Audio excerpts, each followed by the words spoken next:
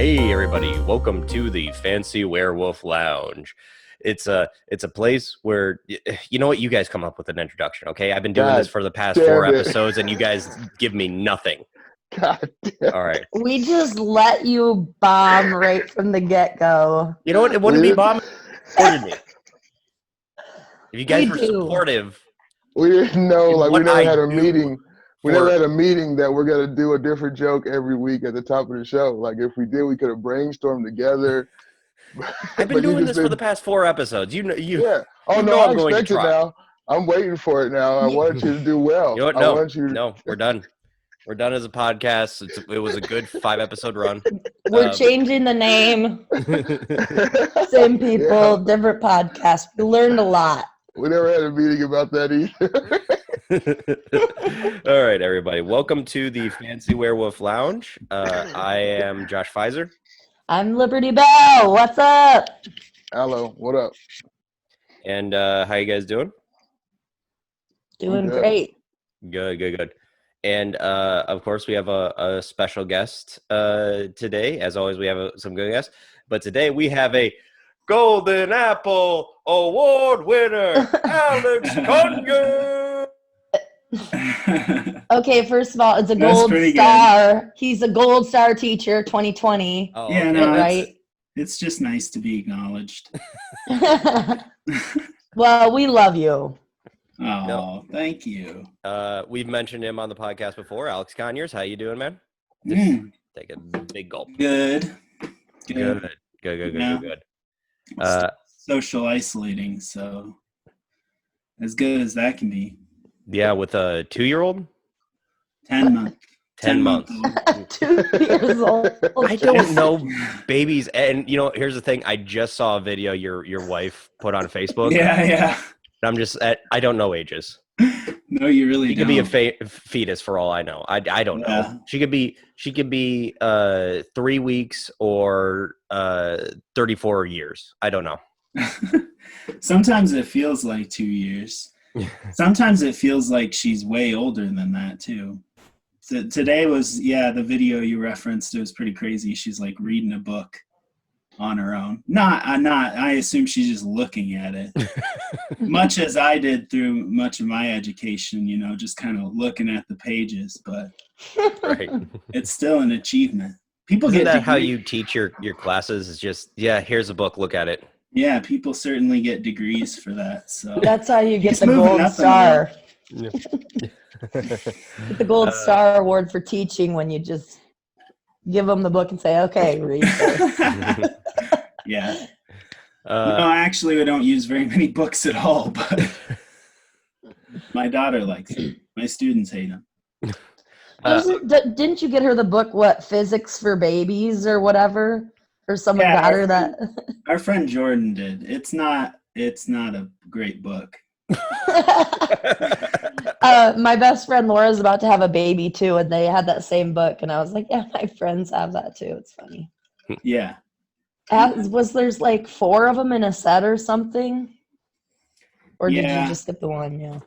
I'm not a fan of the baby books that lack like a solid narrative. Well, right. I need my baby book to go places. Look, there's a little mouse, and he needs to make his way across the farm and meet other farm animals. Now that is storytelling. Yeah. It's a lot better than this is a circle. This is a square. How am I supposed to weave that together into some like imaginative thing for my daughter? Oh no, I feel like Pixar could do it. My dad was like, he was reading me The Fellowship at the Ring at like age 2. Yeah. And the weird thing is too, like when my dad was reading books to us, like as a kid, well, like every protagonist was always a male character. Well, the duck, he did this, he did that. And my dad would always change he to she. Like he was like basically, you know, trying to show you guys that you can do things too. It's not just boys that can ride a bike or what the fuck ever. Right. Kind of appreciate that about him. Yeah. Good dad. But did he write that new Ghostbusters movie? He did.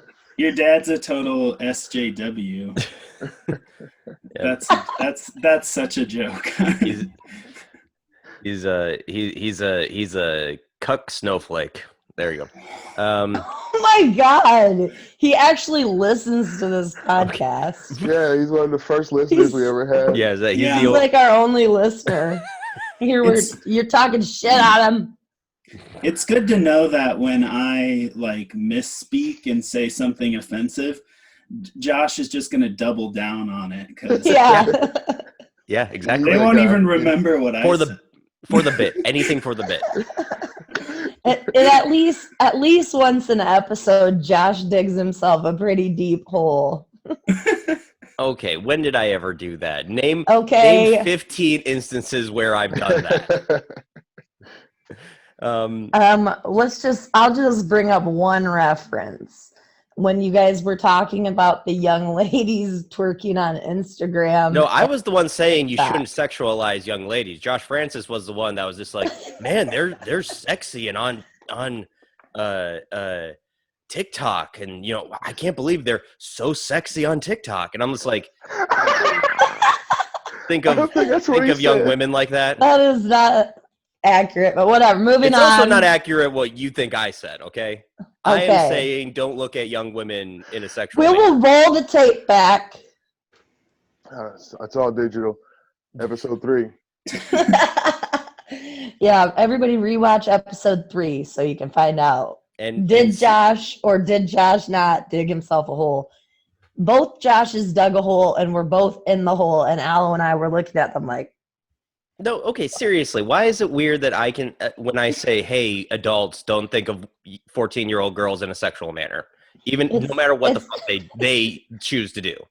It's not, Josh. Okay. I'm giving you shit. All right. Hey, I don't want it out there that I'm a pedophile. Oh, this was a Christmas. Now isolate that clip only. Yeah, no shit. Honestly, you are about to be a gift. Yeah, it's like I'm like out of context. I am the worst person, I think. Sorry, Alex. Usually we start these with asking our guests. Really, it's usually about the guests. Weird format.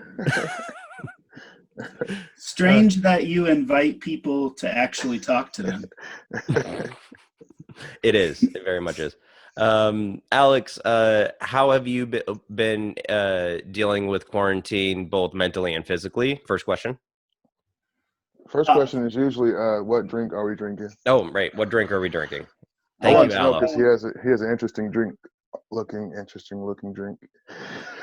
It's It's just like, how do you know? It's just a margarita with Bacardi rum instead of tequila. Okay. I mean, so you got your triple sec, you got your juice. Is that like a Bahama Mama? If whatever you want to call it, it's good. It's a Puerto Rican margarita. I'm sure. It's white rum. Oh yeah. I don't Aloe? know. Whatever. You do the same thing? No, White Claw. White Claw. All right. Black Strictly cherry. Claw and black cherry. We're gonna have to For some reason, I blur thought that out or something. Yeah, for some reason, I thought Aloe was on that, like, ironically. This whole environment is ironic right now. Oh, okay, cool. Yeah, you're. I am drinking Pink Whitney with black cherry Zevia in it, which is a soda sweetened with stevia. Delish. And I'm drinking coffee. That's it. What? You've been slacking for 2 weeks now. I have, but I've also been super tired and not getting up until like 1 or 2 o'clock in the afternoon. So. And Well, you had worried work I was yesterday. gonna have a heart attack. What? I said you were worried I was gonna have a heart attack. Either we're not sleeping and drinking coffee. No, I'm sleeping. That's the problem. I'm sleeping too much. Oh, yeah, that could do it too. Probably, I don't know. I've been maybe, That issue. like, I've been maybe drinking too much. Like, I didn't even know we were going to do the thing with the drinks. Like, I just... it was there. Yeah. You're just No, we always definitely drinking drink. that. It's always a It's a social podcasty gathering. thing to do, yeah. Yeah. Okay, and also Alex, what have you been watching recently, or any other media you're consuming right now that has helped you get through this? So I watched that Upload. Oh, I've Uploaded. heard of that one. Yeah, the from the Parks and Rec guy. U.S. Office. Did that guy Right. also do Parks and Rec? I think so. Yeah, I think Greg Daniels. I think he did both The Office and Parks and Rec. Yeah, that's the guy. It's Yeah. good. Yeah, it had a lot of stuff that I didn't expect. That's nice when you can't telegraph something. Mm. I've been playing a game called The Outer Worlds. I've heard of that. I've heard it's really good. Yeah. And I've been building models. Why are we talking about this? Why did you ask me about? No, we're interested in you and what you're up to and what you've been doing, buddy. But the point of fame.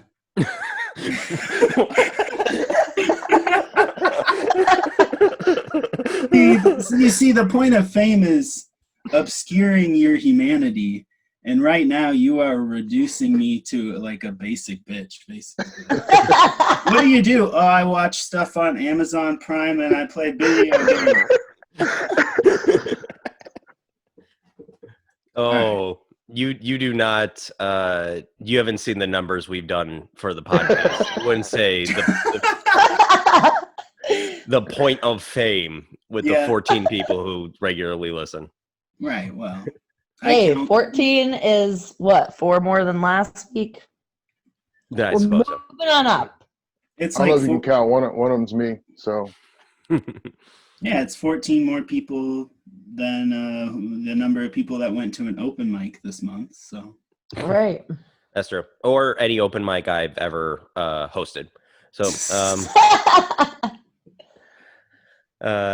But anyway, Alex. But what about the models? What kind of models are you building? What kind of models are we talking about? I mean, I want to know. Are we talking about like Legos? Are we talking about like spaceships? Are we talking about cars? Are we talking about? Yeah, he built a Lego model. Built a model of a fucking Lego. No, I built a model of an X-wing out of Legos. That was like my that's what I meant. Yeah, that was my first quarantine project. Nice. And then I built a 3D puzzle of the Taj Mahal. Yeah, I did see that. That was legit. And now I'm building this marble course thing.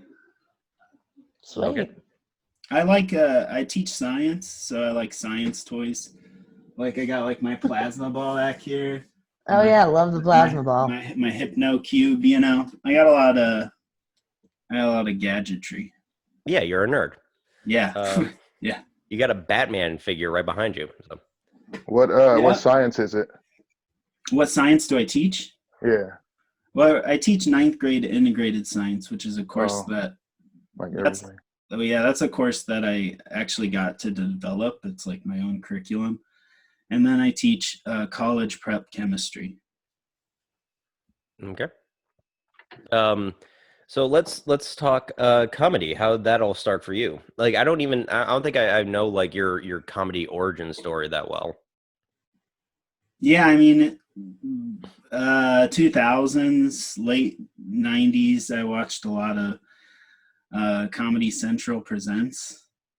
You remember how like Comedy Central, it used to be at least 4 hours a day. It was like a solid block from like 10 a.m. to 2 p.m. of just straight Comedy Central Presents. Yeah, like half-hour specials of, and people who are huge now. Like you'll if you look back at some, a lot of it is garbage. A lot of it's like a guy or a gal who's got like a gimmick or like a one-liner, and they ride it.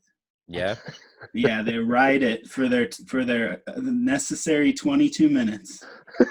I imagine they never did another damn thing in their entire life. I mean, like it takes work to get even to like the half-hour special, though. Like that's you have to do something. I mean, You like I'm at would- least like saying like a little bit of effort. Here's what I will say. It appears less work. Go True. back and watch. Go back and watch it. 90s Comedy Central presents. You will not be impressed. Okay. 90s. Yeah. Okay. Yeah, I mean, Yeah. you got your Mitch Hedbergs and stuff, and even as funny as like a guy like Kevin Nealon is, at the end of the day, he's Yeah. still Kevin Nealon. He's gonna give you 8 of those 22 minutes, and the rest of it is a gimmick that he rides Yeah. hard. The rest of it is I was on Saturday Night Live with Adam Sandler and Chris Rock. Yeah, man. That's the thing is like when you hear about people like a Kevin Nealon or I heard from a friend he went to see Tim Meadows do stand up and apparently he wasn't very good, even though Tim Meadows is a hilarious guy. Yeah. But like, you know, stand up is kind of a different animal than like I want to say Tim Meadows came up in the improv scene and probably Kevin Nealon too. I believe so. Or at least like Kevin Nealon was in 80s stand-up comedy, and that's a completely, very much a different animal. For sure. Yeah. But I have a question. Alex, do you know when the Octopus is coming back? No. No? I know T's opening up this week. Yeah. I haven't got any word from Dave, the owner. You know, obviously I'm excited, but Right. I want it to be safe, and we have a very progressive audience, so they're going to be some of the people who are going to go out the latest, you know? Not to say that not everybody's stir crazy, but they're kind of like, they're observing social distancing and they're concerned about the prospect of opening the bars too early. Right, of course. Right. I think we all are. Yeah. I actually watched the Octopus Radio Zoom last night, and from what I could tell, Dave is still gonna wait at least a few more weeks before opening things back up. But at least that's the impression I got. He's also he's trying to set up, you know, shows where people can, or maybe I'm getting this wrong. Maybe I shouldn't say this because maybe I misinterpreted, but I did get the impression he's going to wait a few more weeks or so before opening up. Yeah. And then I think you have to wait even longer before you get a show going. Like, how dumb would it be for us to go share a microphone right now? I'd bring my own for sure. Like, I mean, there's serious. There's like arguing about wearing a mask, arguing about social distancing, but God, it would be just flat out stupid to have 15 people share a microphone. Like, especially after like that angry bro kind of comic who's always yelling and spitting onto the mic. Yeah. You get the I always go up after somebody like that too. Wait, because I'm usually the only chick on the show. Yeah. And you're all doing it. Well, what are you saying? The host is right here. Guest on our show right now. And he definitely doesn't have like an angry guy persona. Like, what? That's okay, I take it back, Alex. You are like literally the sweetest little sweetheart, best host ever. You always compliment me so much before you bring me up. I just love it. Yeah, that's because you're good, but Thank you. It's hard sometimes when they're not good. You gotta come You've never complimented me before bringing me up. Haven't I? Okay, I can't even remember. Enough said. Alex says, haven't I? How long have you been hosting that?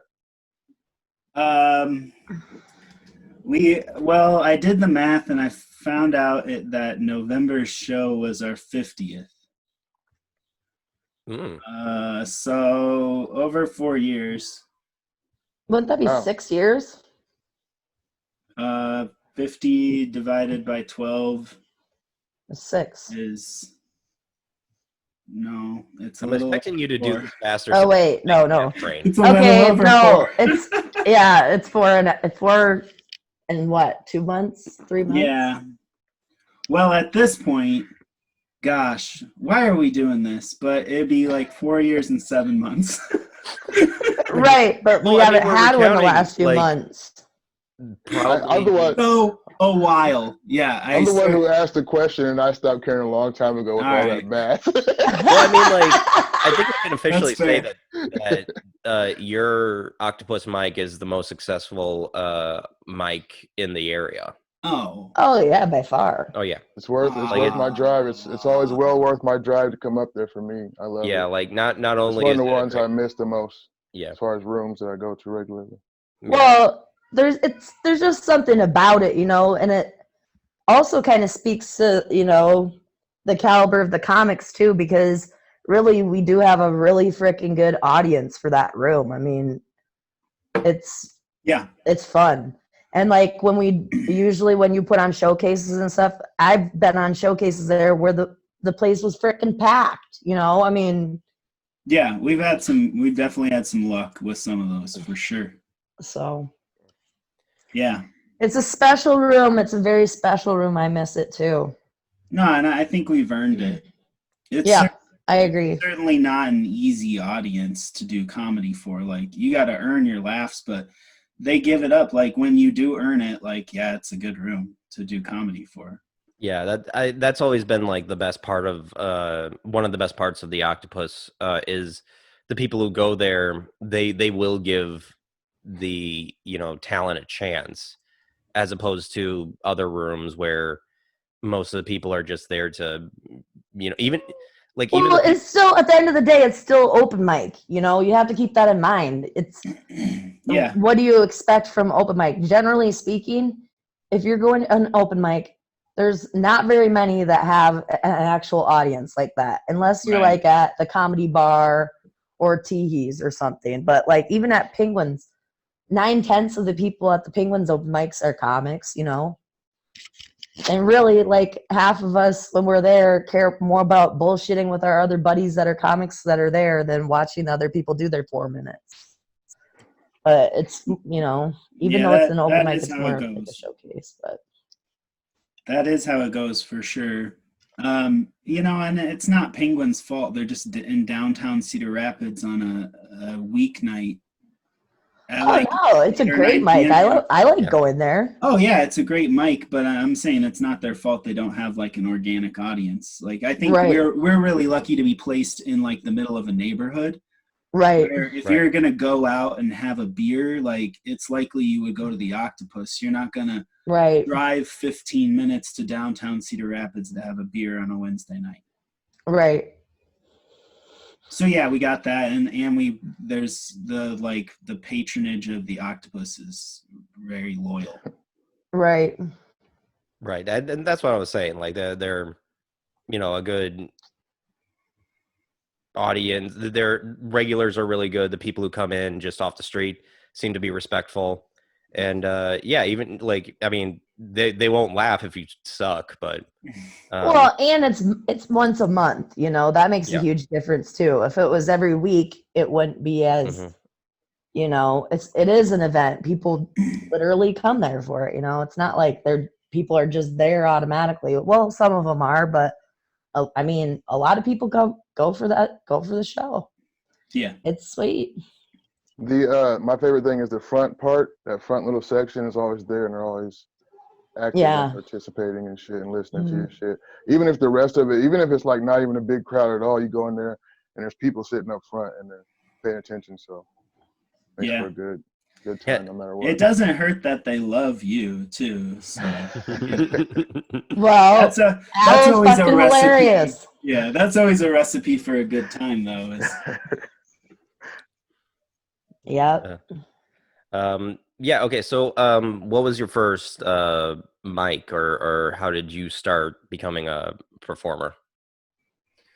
Well, I teach, and then that's like probably where a lot of it stems from. But how I got my foot in the door at the Octopus was through Octopus Team Trivia. Right, because you hosted that.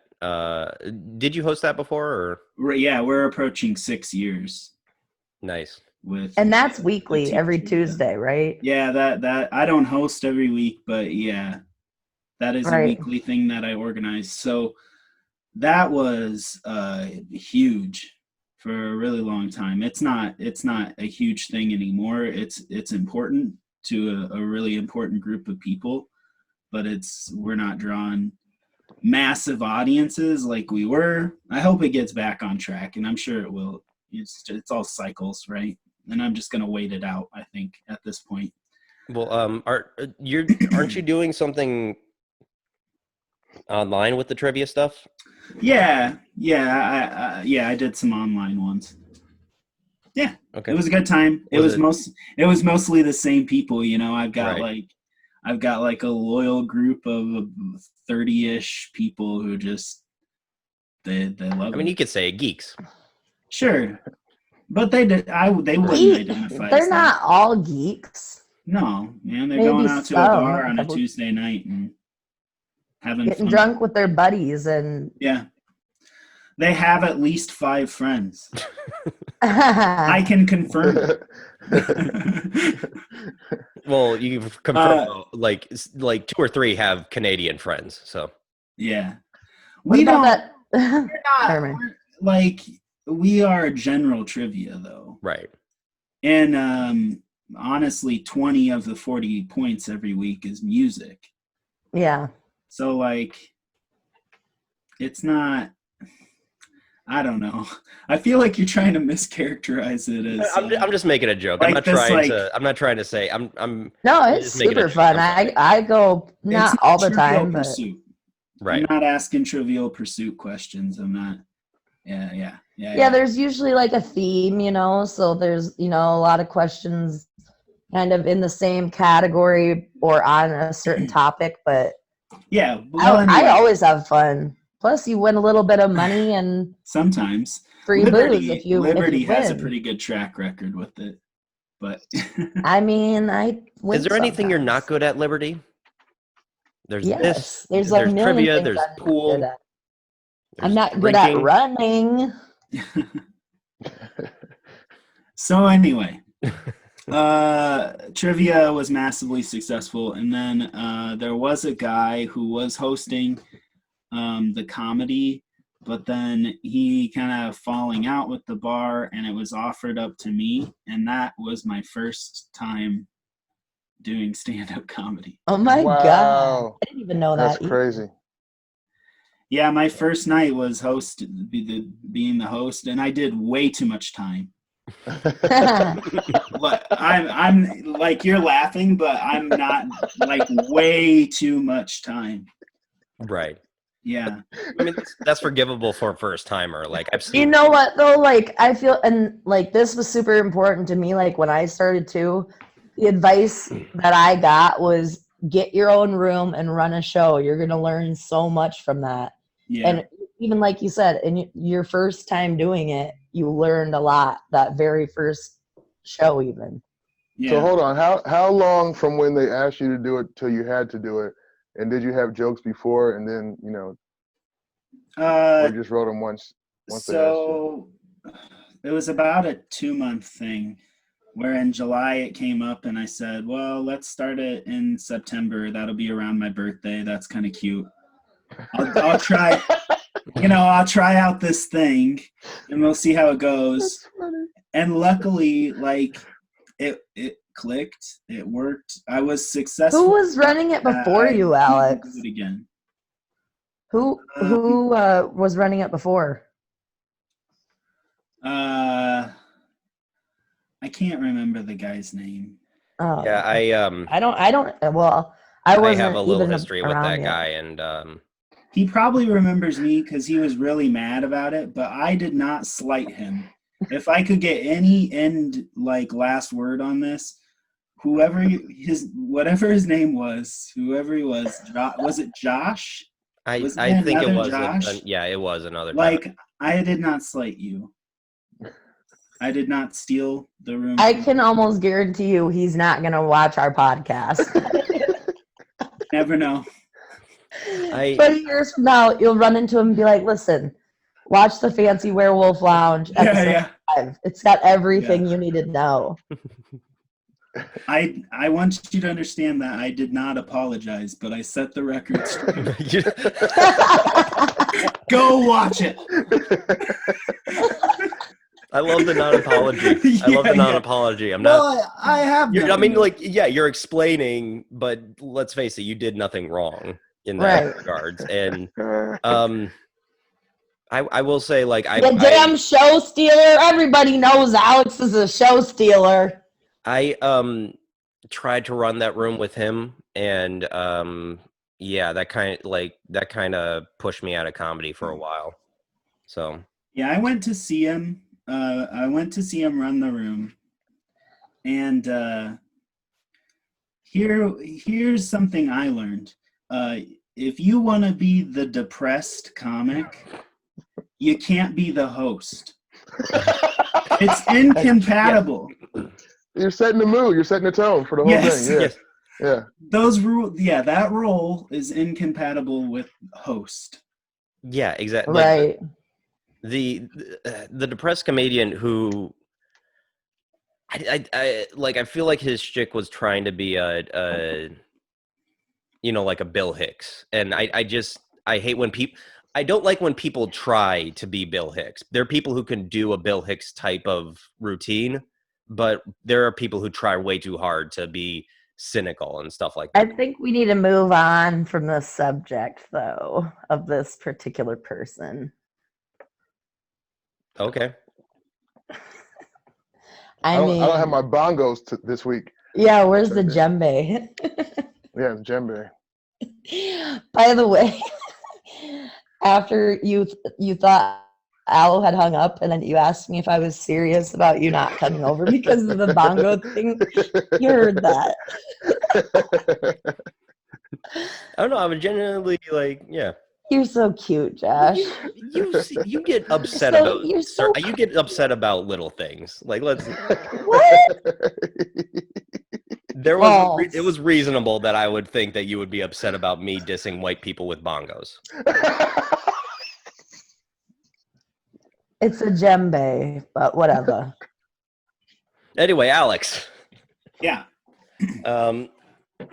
So, how do you think the your comedy has developed since starting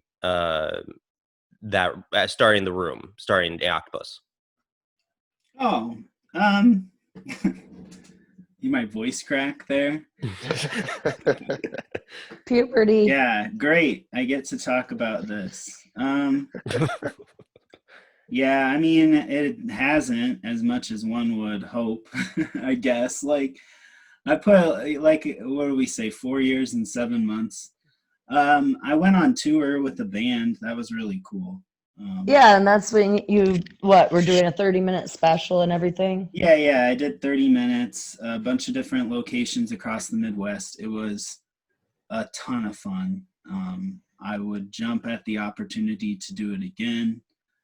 I put a lot of work into that, like website, social media, shirts. You made all the merch? Stickers. Yeah, dude, I bought the merch. I had every bit of merch. I still have some of it. That's how successful. Well, I need another tote bag because mine, I don't know what happened to it, but it's got a big hole in it.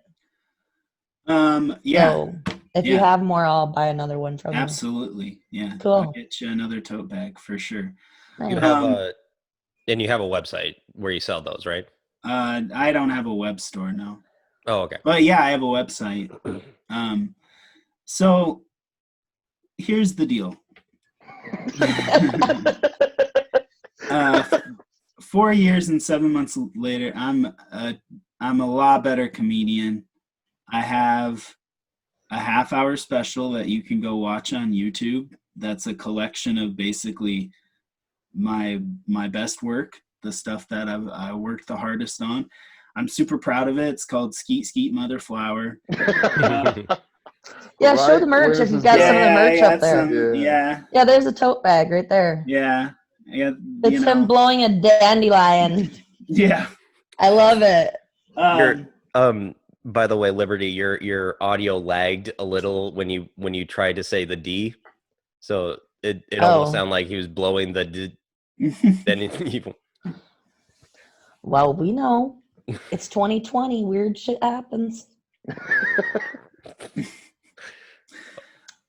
Anyway, so that tour was amazing. The footage that I caught at the Octopus on my last day of it, it's not perfect, but it's never gonna be, right? It's good enough. It's on YouTube. Like I said, you can watch it. It's awesome. I'd love to start doing some more. I'd love to be maybe doing some funny bone work or something like that. I'm certainly not opposed to any of that. It's at the end of the day, I'm a full-time teacher, which is already an incredibly demanding career, with a 10-month-old child. Yeah, and you're married. I mean, you got a lot going on. A trivia league, a monthly open mic. I do graphic design for the Core in Cedar Falls. I wear a lot of hats. Right. And honestly, I don't think you have enough to do. Yeah. The quarantine has actually slowed a lot of it down. And there is certainly a part that's kind of running around in the back of my head like, this is your way out. Like, oh God. The exit's right there. Oh, dang. You don't have to go back. But I'm going to go back. I love it too much. Right. But sometimes there is, it does seem kind of appealing to just kind of shrink things down and make things simpler. But well, go ahead, quit the trivia, but yeah. That's you where I quit the Octopus. I've made so much money off that trivia, though. Like, I haven't made any money off this comedy. Oh God! You just write jokes for me. That would help if you without doing it. Just write me jokes. I am genuinely wondering if anybody we know has made a good amount of money doing comedy. Genuinely. I mean, how much is a good amount? You mean like one time or what? That's the thing. Like, I'm genuinely curious. Like, how, like, who's probably the most successful comedian we know, like, money wise, we know. I would imagine I have no idea. The two that I know that like move around the most, it seems. Well, actually, four. I mean, it's people that really put on shows who are making any money really around here. It's not like it's them touring like a national, like a Kevin Hart does, or a bigger comedian does. But yeah, I think it's just people are putting on shows. So I would say probably Wolf Dogs, Day, Dante, all those people. Liberty does shows. I don't make any money on my shows. I play the talent too much. Yeah, I guess that's not you, Al. I always paid you the right amount. Okay, you deserve more. Believe me, if there was more money to be had in running shows, you'd have it in your pocket. Trust and believe. Yeah, but that's just how I operate. With what bars want to give you to run a show, and you want to bring somebody from Chicago or something, well, there goes half your budget, right off the top. And then, you still got to pay your local openers and features, so it's like by the time the show's over, I lose money because, I mean, just equipment and maintenance and shit like that, Yeah. The showcases I run, the people that I've put up, it's criminal what they walk away with. It really is. It really is. And it's not that the bar's taking this huge cut. Mm-hmm. There's just not that big of a pie to be had to begin with. Right, exactly. And But then once in a so I while you get guess a sweet show where you get a good paycheck, you know, and then you're like, okay, well, this was a great show. I made $300 for 20 minutes of my time or whatever, you know. But most shows are not like that. right. In a perfect dream world, maybe. Do you think that do you guys think that it's just like our generation missed out on like the comedy boom? And I think it's like because just there was it there was kind a of bigger changed. comedy boom in like the 80s and 90s. Like I think our generation probably, or maybe our generation just utilizing social But media and technology in a different way that it's the same shit, Josh, and it's the same shit in 2020 as it was when I was talking about those hack comedians from 1995. We're not gonna make it to well, I'll take that back. Aloe and Liberty might make it to Comedy Central. I'm not gonna make it to Comedy Central because Aloe will. nobody around here is recruiting for Comedy Central. You have to go to New York or LA because even though it's 2020, their model hasn't changed much. They're still doing the same Right. thing they did in 1995. They're looking out their front door and going, hey, who's got a good gimmick?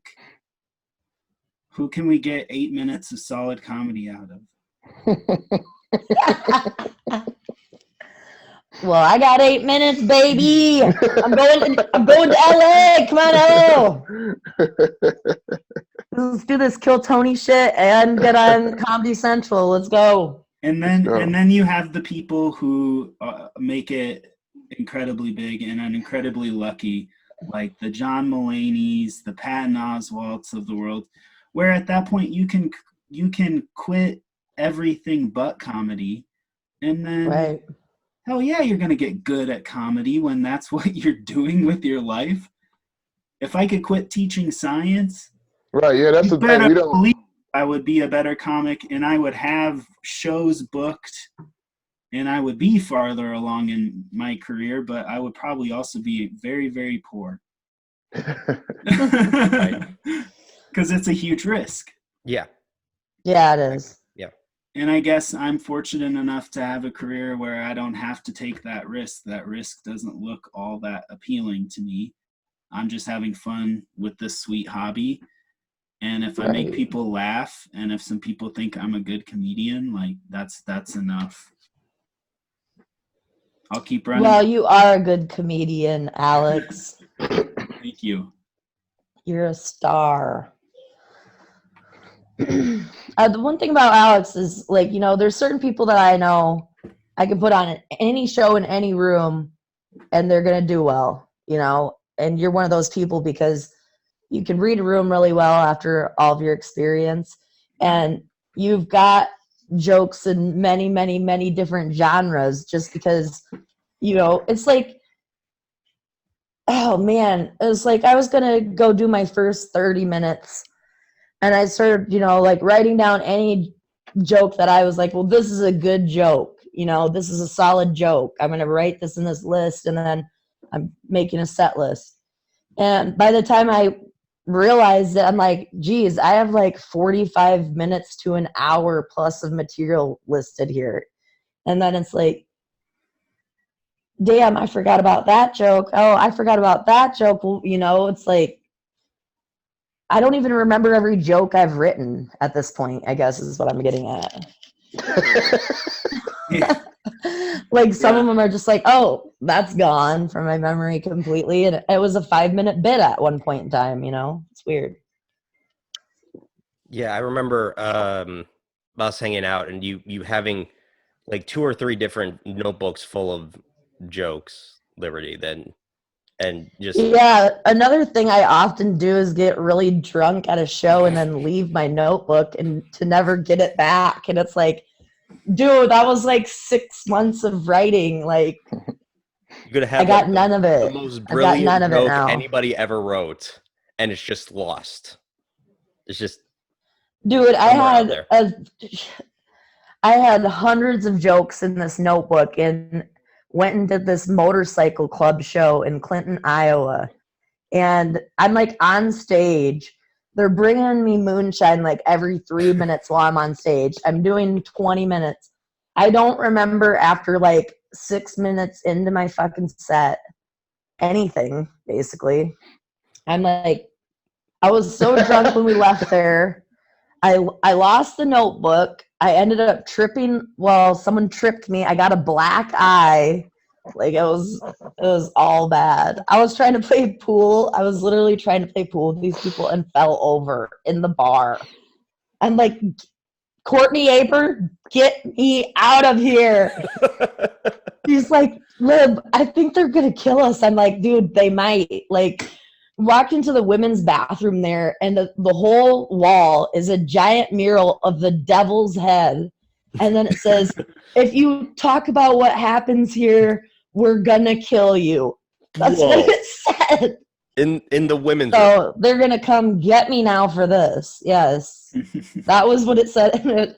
If you talk about anything that happens here, we will kill you. I was going to give the benefit of a doubt when you said biker show, and then it's just like, oh, it's everything you think it would be. They're not just bikers. It's a motorcycle club. So they're like, they're like gangsters. So it's like some Sons of Anarchy shit.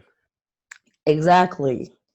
It was crazy too because it's not like a real bar. It was like previously a fucking strip club though. So like when you're on the stage is like lighting up underneath you like a fucking disco, and there's literally a pole there. Yeah, there's one pole still there. It's fucking weird. And so they don't have a liquor license or anything, but they're selling. Oh, never mind. Well, the drinks cost $2. So like for $2, I was like just getting a Crown on the rocks, and it was like up to here. Jesus, I mean, it was like for $2. They're giving you a big gulp of Crown Royal. They gave us each 5 free tickets for drinks. We didn't even use all the tickets because we were so fucking wasted, and they just kept feeding us moonshine. It was freaking crazy. Honestly, that was by far the craziest show I've ever done. It was nuts. I can't say anything more about it because they had to. You can't say any more than that. Wow. So that really, it must have been a fucked up show. Dude, it was something else. And then like at the end of the night, to me and Courtney, they're like, well, there's an apartment upstairs if you guys just want to stay the night. And we're just like, no thanks. I have a feeling the things that they don't want you to say or else they'll kill you happen in that apartment. Yeah. Exactly. Do the same rules apply to the apartment as the women's bathroom? Like damn, that dude, I don't know, it was crazy. That sounds like the most rapiest thing I have ever heard. Actually, that show paid really well also. Okay. And it was like the whole event is called Shits and Giggles. So they do it every year, and it's like a giant chili cook-off. So they eat a bunch of chili, and then they have comics. Okay, I get it. Yeah, I get it. So, but it was fun. Shits and giggles. Yeah, I get it. It was fun. I'm just glad I survived it, because otherwise, I mean, the world you would told be us void what of happens Liberty there, Bell so comedy. they will have to come and kill you now. Right. So if I'm gonna ping you guys some information, if anything happens to me, you'll know who done it. All right. Well, speaking of crazy shows, Alex, you got any like weird shows that you've done? Not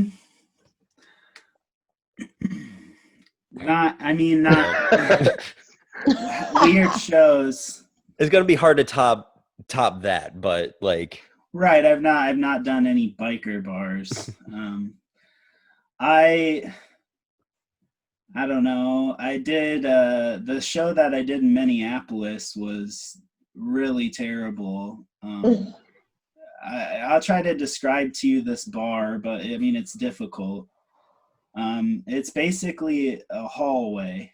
And the bar, like the countertop lines one side of the hallway, and then at the end of the hallway there's a stage, but it's like elevated up above the bartenders' heads.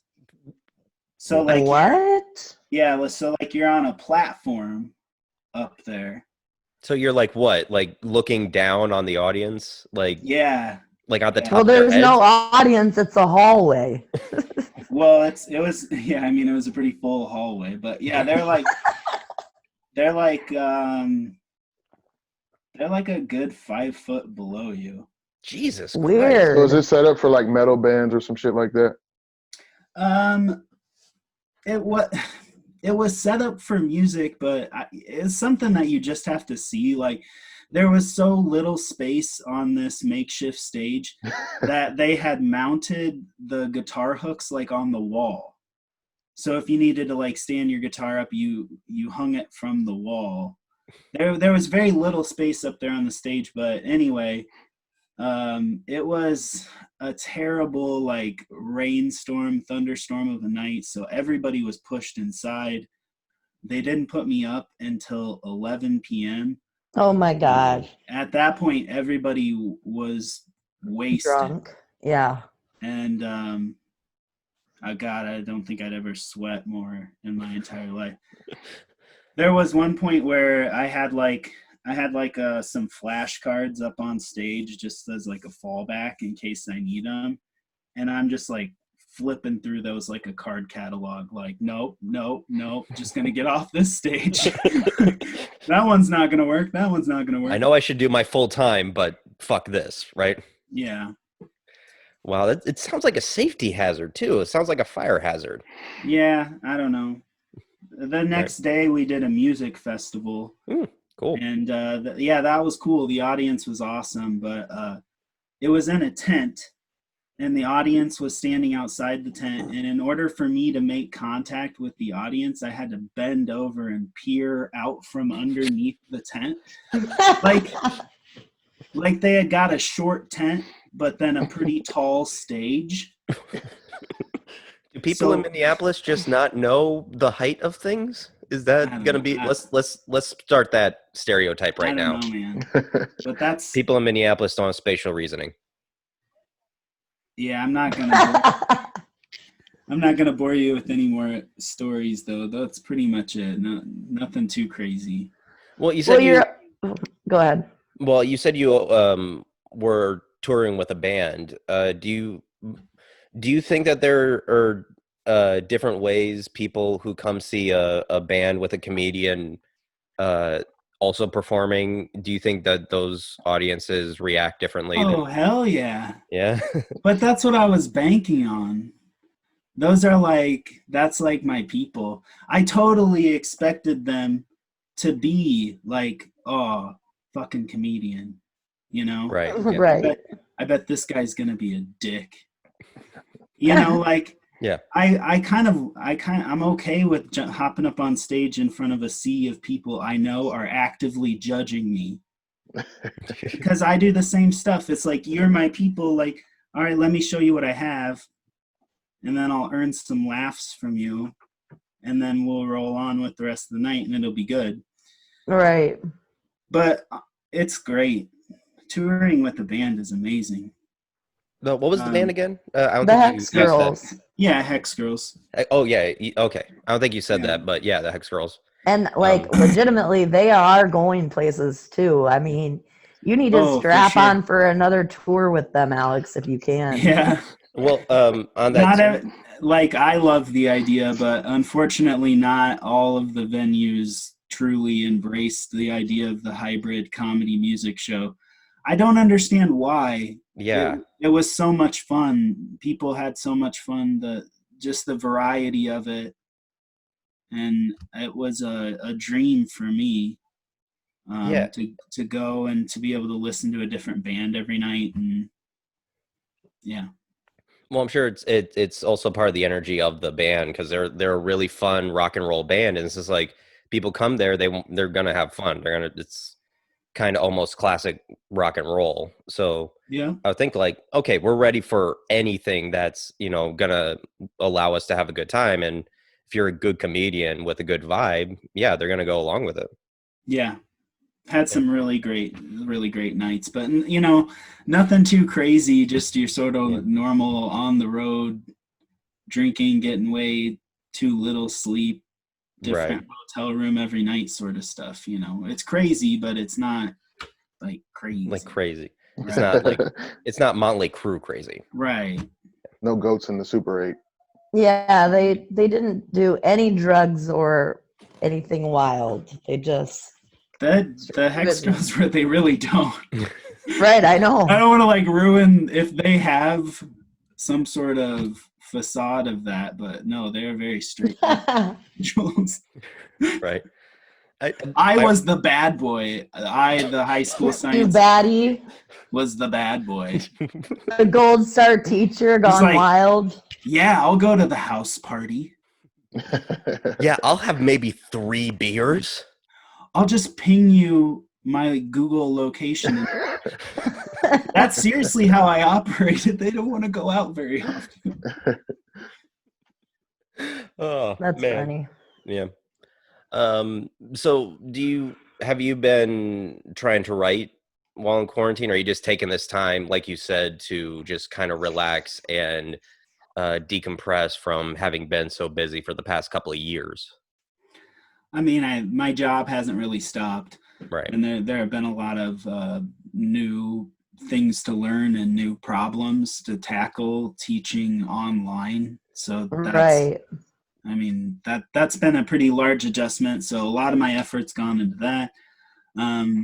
I was trying just to like be more active on Facebook and stuff. At this point, I think I'm 4 posts behind my brain, which means like I don't want to spam Facebook because I don't want to tire anybody out of me, right?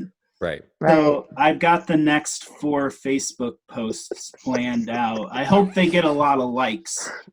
You know?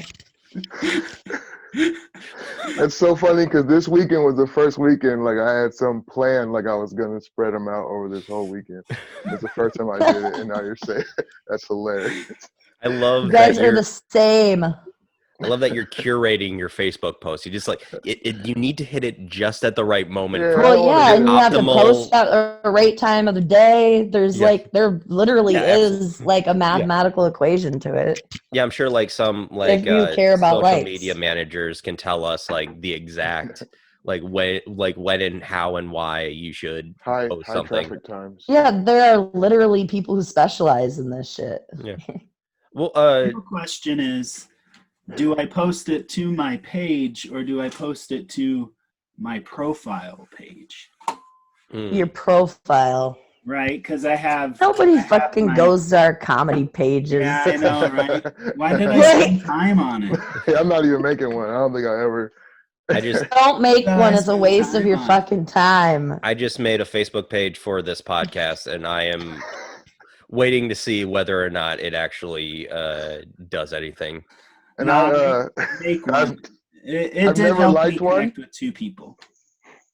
And, Did you know, that's like 2 it? You people better that- have liked this one, Aloe. I've never liked one, and I've been deciding whether or not I'm gonna like this one. So I've never liked one. People send me requests to like their pages. I've never liked one, not one. You're on the show. I know that's what's You're on the funny. show, right? You're a regular host of the But if show. he, if I've he been really likes contemplating. this, Yeah, it's messed then up. he can't pretend that he doesn't know how to like other Or people's just that I stuff. just don't like stuff. I try not to do birthdays Yeah, I don't too on like it. Facebook. I'll do it if I see you face to face and it's your birthday and I remember, but Yeah. You I know don't what? know. You know what? A few years back, You're I a was- horrible friend, Aloe. You're not gonna like my comedy page. I agree 100%. is this just Hey, how? Libs, how you have a comedy page? Goddamn right I do. Okay, I'm gonna go like it right now. Okay, thanks, buddy. yeah, It's see, just Aloe, Liberty that's Bell. friendship. Yeah. You already know I like you. I'm here, right? Wait a second. Owner and founder at Liberty Bell Interiors. That's not me. I do feel like Liberty, you kind of put yourself in a corner by having that moniker, because like usually when I do it's Liberty Bell. Like even if it's not the actual Liberty Bell you're looking for, there's like several other women who have that kind of name too. Those fake ass Dang. bitches, you mean? Yes. Well, yes. We'll call them the fake ass bitches. Yo, No, Liz, I'm just kidding. I did find your site. You I have have 586 people who like my comedy page. What up? Yep. that's Famous awesome. as fuck. Can you send some of them to my page? Yeah. I think I just broke Everybody 100 go a little bit ago. like Alex Conyers comedy page. No, but you have a super old photo. I remember this show. The whole Avenue Tavern. Oh with, yeah. with the guy from Super Troopers. Yeah, Eric Stolhansky. Yeah, and was a good Chris show. Anderson. Yep. Why am I Tom not Garland, okay? Is it James Doyle. You're right. Is it was a because good I show. have to leave quickly afterwards to get sleep to get up in the morning? Or why am I left out of these photos Well, I don't know why you're not in as this. the host of the show? You're gonna find you out. must have left, man. Yeah, I don't know. I got my picture with the guy. It's on my website, alexconyers.com. Nice, shameless self-promotion there. It I gives love me it. credibility, right? It gives you much credibility. I don't have a website. I have a picture with the whitest kids you know guy too, because boom, credibility. Yeah, why the hell aren't you in that picture? That actually, I'm gonna Photoshop you in. Yeah, put me. I or want Maddie. you, and I'm putting you right next to Eric Stolhansky. Nah, just cover up Maddie J with my. Okay, good idea. Actually, even a better idea. Done. But use like a beach And photo, like use and like him Tom Garland. I can take up all that real estate. Hey, can you cut this part out of the podcast? if you really want to, we'll talk about it later. No, it's fine. Tom Garland gave me actually a lot of opportunities, like especially in that first year of comedy. Like he brought me those two people, Eric Stolhansky and the whitest kids you know guy. Timmy Williams. Yeah, Donnie Townsend has been another guy that's like really helped me out booking shows and stuff, but it's hard. Yeah, we're gonna get Donnie on the podcast soon. Yeah, Love that guy. Probably next week or so. Yeah, or comics gotta help comics, man. Yeah, absolutely. Well, you can't fucking have a podcast and be friends with Donnie Townsend and not get the motherfucker on your podcast. Right. I mean, he's like sincerely to me, I think he's like an icon as far as like Iowa comedy goes or comedy in the Midwest. Like, yeah, and I have a he's a killer. He was involved with probably my best birthday I've ever had. So there's that. Yeah. Which birthday was it? It was the birthday before this. Of course, because like the birthday before. Okay. I mean, like my birthday was last month, so like it was a year ago. But it was did you do that? It was Oliver Schmidt's show. I don't know if you were on it, Liberty. Where was it at? Library. Oh, no. Right. Oh, yeah, I was on it because Donnie specifically requested that I open for him. Yeah, so. and I think Donnie was the featured act for that day, and it was just, this is cool. Like it's my birthday, and like a bunch of that was a really fun show. Yeah. Andrew Stewart Klein was there too. Mm-hmm. Travis Bales was there. Yeah, I want to say that was a good show. Cooper. And Cooper Patterson. Yeah, Cooper was there. Yeah, that was one of. That's a lot of comics. Honestly, that's a really one great of Cooper's first shows, or not very long after he'd started. Yeah, and it was that show. I was just like, I'm so glad I was able to get him on our the little garage comedy show I put on. But yeah, that like Cooper. Yeah, that was fun. Yeah. We need to do that again. We can do it out of my garage now. With a garage now, so like you're the one. I'm in an apartment now. I can't do jack shit. I mean, shit. We could even do comedy on the lawn. Yeah, let's just do it in the parking lot right outside. Or let's do it in my backyard and see what my fucking neighbors think then.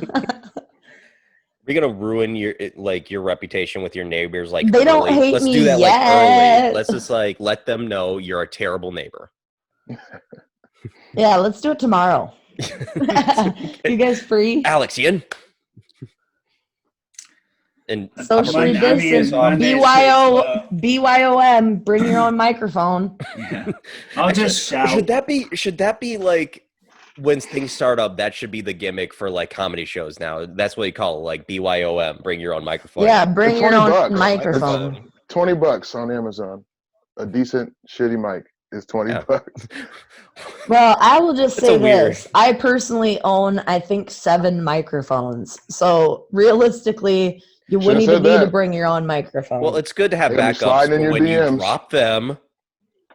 Oh, okay. I'm never dropping no damn mic. Drop It's the a figure of $20 one. You speech, better not be man. dropping mine. I got the queen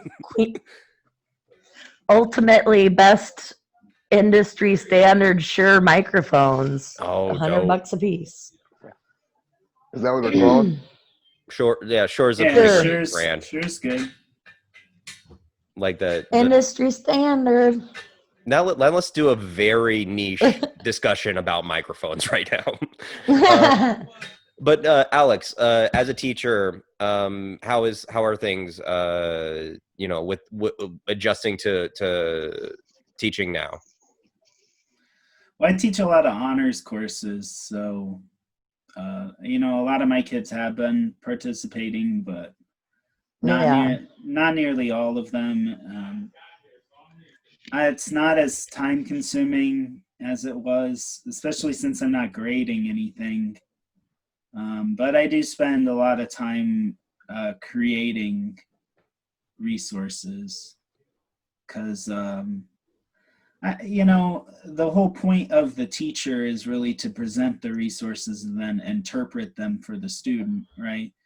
And because I don't meet them face to face to interpret the resources to them, I have to find new ways to present that interpretation to them, I guess. So lots of YouTube videos and finding ways to embed questions and, stop the videos in meaningful places to inject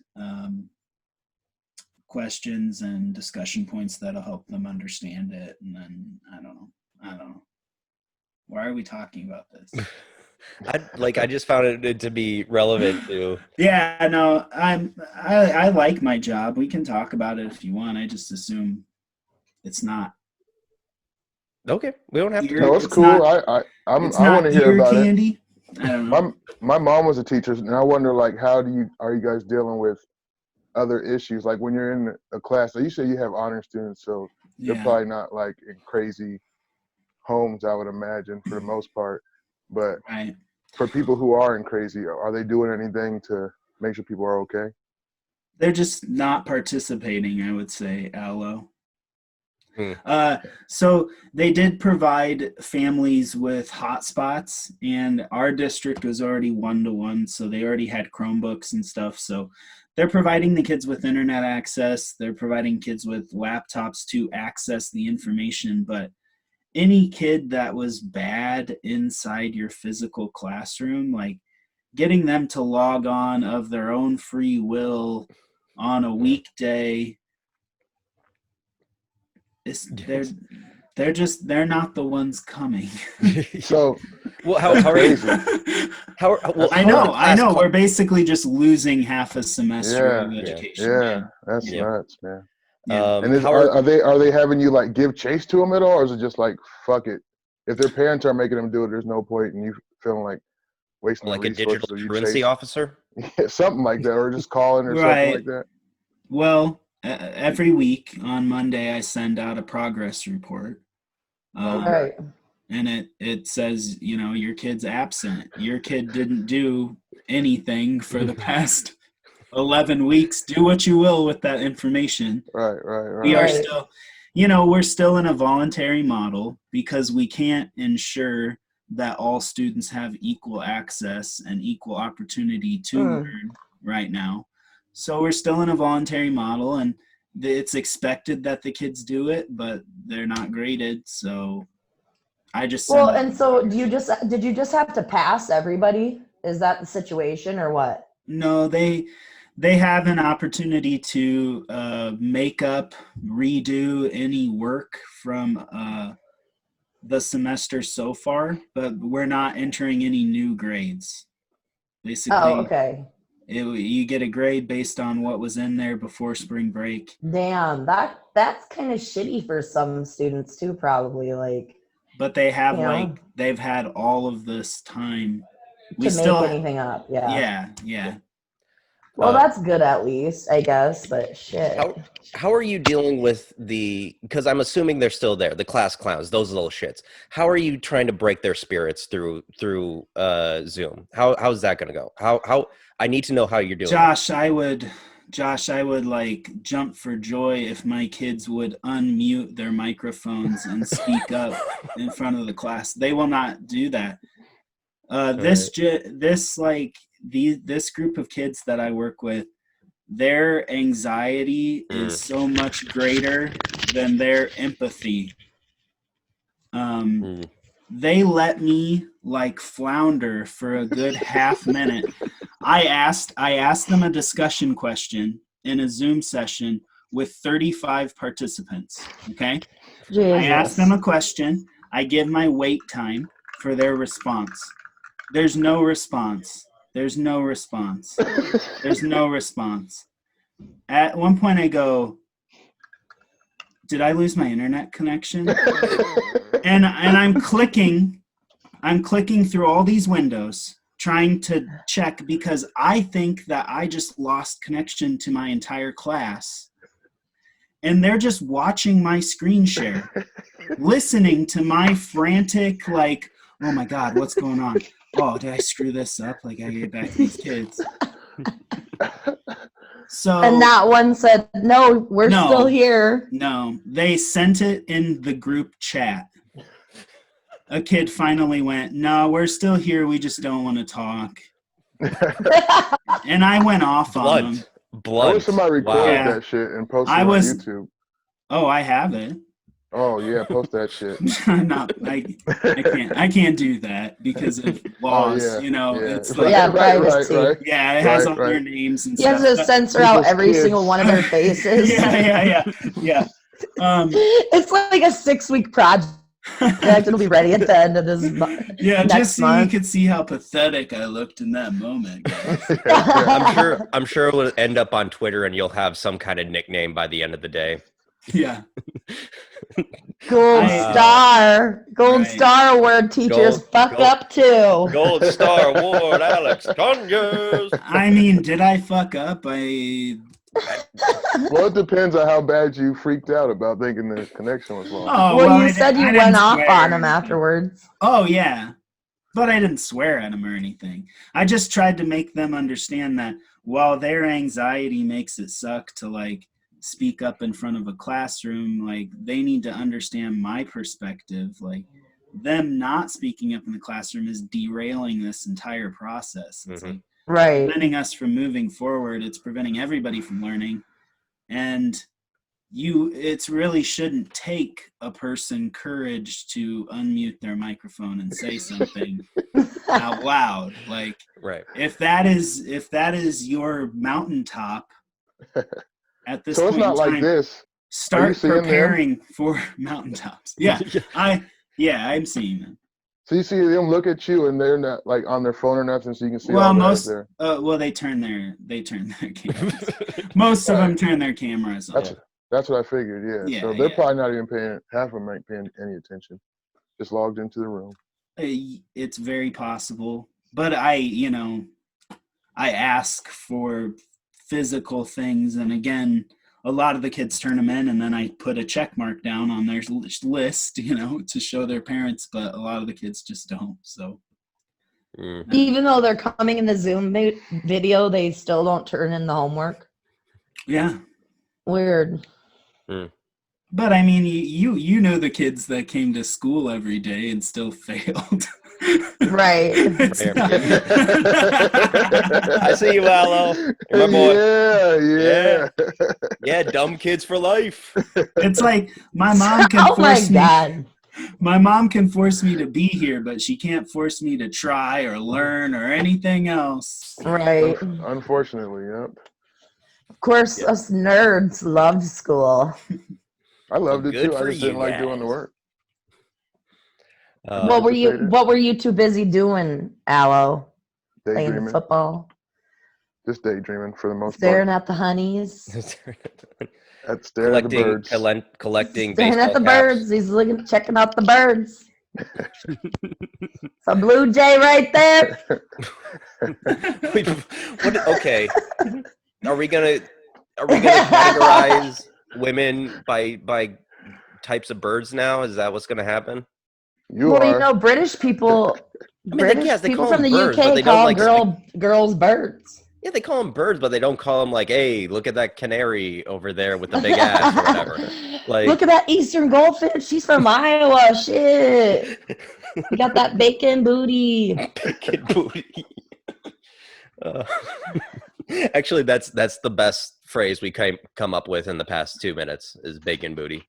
Thank you for that, Liberty. Title We of this all episode. appreciate thick cut bacon booty. Sorry, I'm in a good mood. Not bad. What if we add who apologizes for that? Can we add a few more adjectives? Like, can we make it like a yellow-breasted booty? Yeah. Bacon booty? Yellow-breasted booty. Well, that's why I said it was eastern goldfinch, because it's our state bird. Remember? Yeah. Trivia master Alex Conyers. I'm disappointed. Yeah, we did win that trivia thing at Gallagher at UNI. And congrats on that. I know. I was supposed to get to see a free, what was it? Fleetwood Mac cover band, but Corona's got to take that from me too. The world is a shitty ass fucking place when you can't go see a Fleetwood Mac cover band. The worst part about this whole pandemic. They're at their merch table. They have their album Gossip, and yeah. But yeah, that is the most tragic thing I've heard about with this whole Corona thing is like you not being able. They give you a rain check. They didn't even give you a rain check. It's not even the real Fleetwood Mac. You don't reschedule a Fleetwood Mac. Dude, if it was the real Fleetwood Mac, I would be raging. You would break quarantine. Serious. Kidnap her and make her perform. If Fleetwood Mac resolved their internal differences and came together as a band, and I somehow afforded tickets to go see that. Yes. And it was obscured by Corona, you better believe I'd be fucking Those guys hate each other. Yeah, they famously. I know. It's sad. It took a miracle to get them. Like, I love hearing band stories where they just flat out can't stand each other. Like it's fascinating. Like the Beatles, we spend a lot of time with somebody, that shit happens. It's just absolutely. Like when friends become roommates. Like a lot of times, friends who become roommates don't wind up being friends for that much longer. Like imagine being in a hotel room. You're broke as fuck. Maybe 4 or 5 guys all sleeping in there. Somebody's got to fucking sleep on the rollout cot. Like that shit is tight quarters. Like, or sleeping in a van and eating shitty gas station food for 3 months on end or whatever, unless you actually make it big, But see, that's kind of the anomaly, though, is they start hating each other once they have the success, and they're like riding around in giant RVs and sleeping in hotel rooms. Right. Yeah. Like back when every night was a question mark, and when the bar closed, you made a mad scramble to find a bed to pass out in. Right. Bands that stay in that stage, I don't know. They seem to love each other. Yeah, I mean, there's something to adversity that brings people closer together, but success, it does feel like that it brings people farther apart, and yeah. But yeah, well, I think we're coming close to the end of the recording. Anybody have anything else to add that they want to talk about real quick? I mean, I just one more time. If you want to go watch my comedy special, it's on YouTube. It's free. It's called Skeet Skeet Mother Flower. You can find it on alexconyers.com or facebook.com/comedian Alex Conyers. Yeah, and we'll post a link to your website and to the special. Okay. All right. I'm just trying to do a better job of that. Yeah. Hey, where'd you get that light thing back there? Amazon. It's pricey though. That's where I was gonna go. It was it's called the Hypno Cube. It's an embarrassing sum of money, but my wife bought it for me for Christmas. It's $100.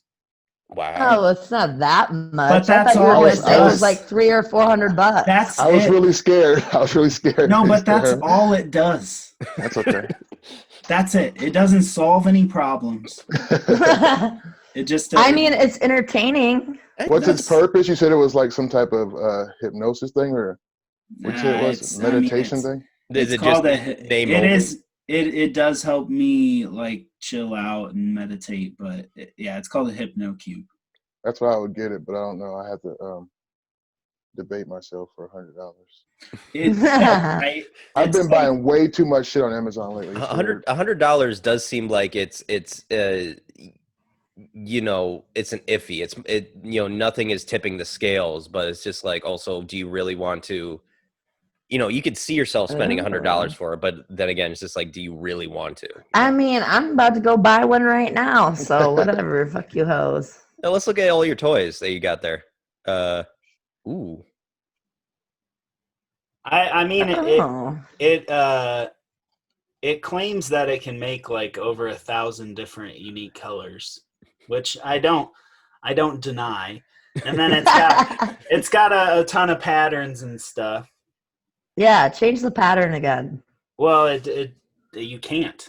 Oh, it just goes. It has no buttons. itself. It does what it wants to do. Yeah. Oh, there's the plasma ball. I love those. Isn't that called a Tesla Classic. globe or something? Or Plasma globe. you get the hair thing standing up? Yeah, that one. I mean, that one comes to school with me. The Hypno Cube comes to school with me sometimes on test day. Wait, you just run it while they're doing the test? Yeah, some of the kids that like eases their anxiety. God, I wish you were my chemistry teacher. I would have probably did better. I have lots of toys and stuff. I have a bunch of toys sitting up on my desk, and then as the kids come in, a lot of them will like just grab a toy and then throw it back up there when they leave. Just something to manipulate and kind of right, like a fidget spinner. Right. Yeah. Or a stress ball or whatever. Did you? Right. What was your take on the fidget spinners when those were like a thing? Like as a teacher, I heard I've kept hearing different things about how teachers felt about them.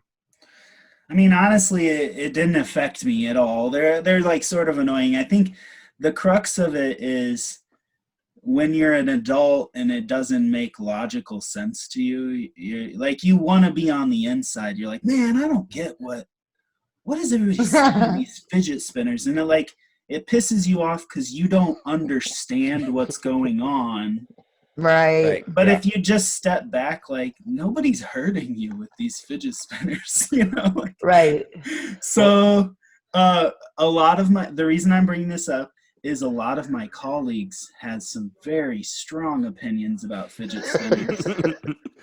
And I felt like almost like a therapist, like, all right, can we talk about why the fidget spinner is bothering you today? That was weird for 6 months. Like fidget spinners were like the bane of adults' existence, and it was so weird. It's why I'm not immune to this. I did the same thing when Pokemon Go came out. Yeah, every generation has some shit like this for sure. I'm pretty old, so when I was young, it was those wrist slap things that slap around. Oh yeah, slap bracelets. Those are fun as shit, though. Remember the jelly bracelets that had like the different representations for sex?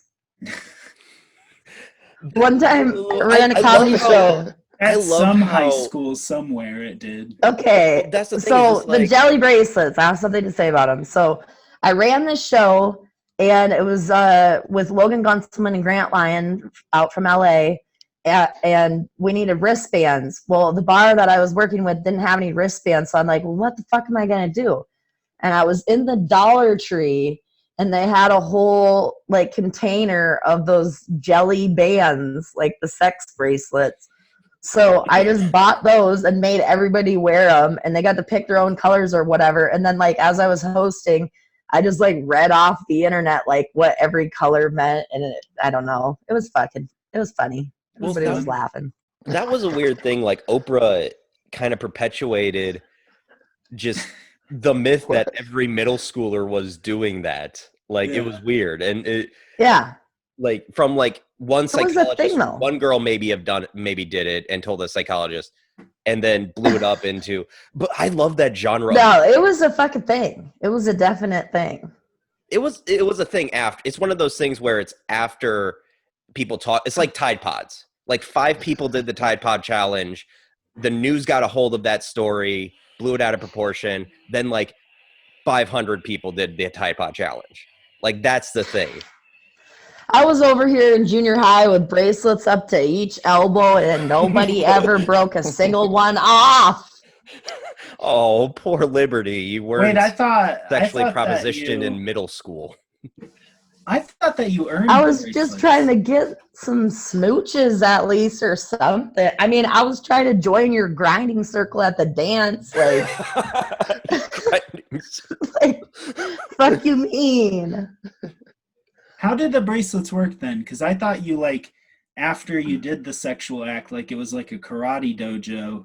You like got a new color of belt, and like you earned the. Oh, then you put it on. Well, like no, so like you wear them, and then if someone is interested in you only wear the colors of things that you're willing to do, and then someone breaks the bracelet off of you, and they're like, okay, now I'm gonna fuck you with the condom, you know. Did you have a whole rainbow on your wrist? You know me. I like to experiment, you know, an equal bracelet opportunity kind of gal. That's like with anybody too. That's just like implied consent to do that with anybody at that party. Yeah. That's scary. That is scary. Horrifying. I can understand why Oprah was so concerned. That makes sense. Oh man. Okay, I think this is what we need to end on. Yeah. Cheers. Let's bring back the jelly sex bracelets. So adults should have been doing that. Like that sounds like a sex party thing adults should have been doing all along. You know what I mean? Well, Josh, you know, when you get out of that apartment, we can have well, you're the one with the house. Party. You're the one who has to host the sex parties, Liberty. I'm trying to have one right now, but we're still podcasting. All right. Sorry for keeping you away from the filth. All right. So I guess to wrap this up, you know, we usually do a business of the week or a Indiegogo of the week to help somebody out. Alex, do you have anybody specific you want to say? Like any I mean, like the Octopus, they have a GoFundMe page right now, and then the Mohair Pair, it might be back open, but it is back open. I think it is. Okay, and they've got an online store. Yes. And if you want to buy one of my shirts or tote bags, you can just DM me. I got it right here. Slide in those DMs for your tote bag. Yeah, I'm comedian Alex Conyers on Facebook. I'm alexconyers.com. I'm alex.conyers@gmail.com. Oh dang, you're gonna get some emails. Yeah. Also, that I want to. I already do. Like, what are you doing? Emails. Like 20 minutes from now, Alex has 30,000 new emails. He's like, damn. Maybe like, that's par for the course. What 33-year-old male doesn't have tens of thousands of unwanted emails? I do. I know I do. Yeah. Like this is one thing that crosses both genders. Well, I really hope fucking spam emails. You get thirst DMs. now because of this audience that we have. Oh, I well, feel like they're I am very married. thirsty. Yes, you're married, Very but happily married to the most wonderful Yes. woman in the world. Miss I'm you, not love you, gonna- Tina. And our audience is me and Liberty's dad, so come on. Yeah.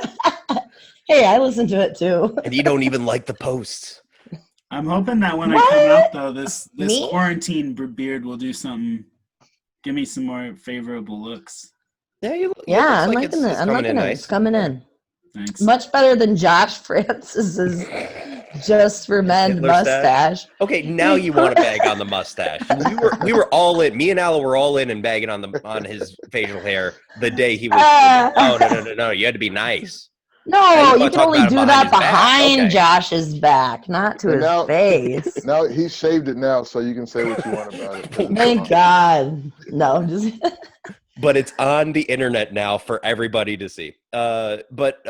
We shouted out Octopus our first episode, and I think the Indiegogo for their survival fund is still up. They hit it. yeah, the GoFundMe. Give to it. Especially and give to it because I don't think they're going to be open for at least a couple of weeks, maybe a month. So Right. Yeah, and then the fall semester at UNI is still a huge question mark too. So Right. a lot of their business could be hurt anyway. So yeah, and I'm going to shout out one of my favorite restaurants here on the hill. OMG, Oh My Grill. They do great burgers. Oh, my grill. Yep, and I think what? Nothing. They're at the bottom of the hill. It's hill adjacent. Nothing. I'm just being goofy. But you can I don't know if they're open, but Eat street them. You can eat street them. that. You can come up and DoorDash take out, it. yeah. Yeah. You can get them there, and they are just fantastic burgers. It's a local place. Yeah. Yep. Yeah, Definitely. they got a big mural of Anthony Bourdain, so that gives them They got street cred. well, it's not like Anthony Bourdain was there, but yeah. But They know, love it. But yeah, anybody who loves Anthony Bourdain is cool. We love them too. Okay, well, Liberty, Allo, do you got anything to want to plug your stuff quick? Nope, this was Plug fun. what? I enjoyed it. Okay, and quickly, we like I said, we do have a Facebook page up now, facebook.com/Fancy Werewolf Lounge. Follow that to get updates on. Go like us on Facebook. Yeah, please. and it. You can find us now on Spotify as well. We do have a YouTube channel up. Good job, Josh, for putting that all together. Thank you. Yep, that's what you have to do. Real when you're a MVP. podcaster. It's weird when you put the recordings up in places people actually want to see them. People actually see them. Right. But I believe the iTunes is up. The Apple Podcast is up as well as SoundCloud. So all that. But Or on anyway, YouTube. and yep, I'd like. Yeah, watch us on YouTube so you can see how cute I am. Everybody knows you're cute, Liberty. Okay. All right. Thank you once again, Alex, for being here. And Thank you. And signing off, I'm Josh Pfizer. Hey, Liberty Bell. Allo mean. All right, everybody. Thank you for joining us at the Fancy Werewolf Lounge. You don't have to go home, but you can stay here. Good night, everybody.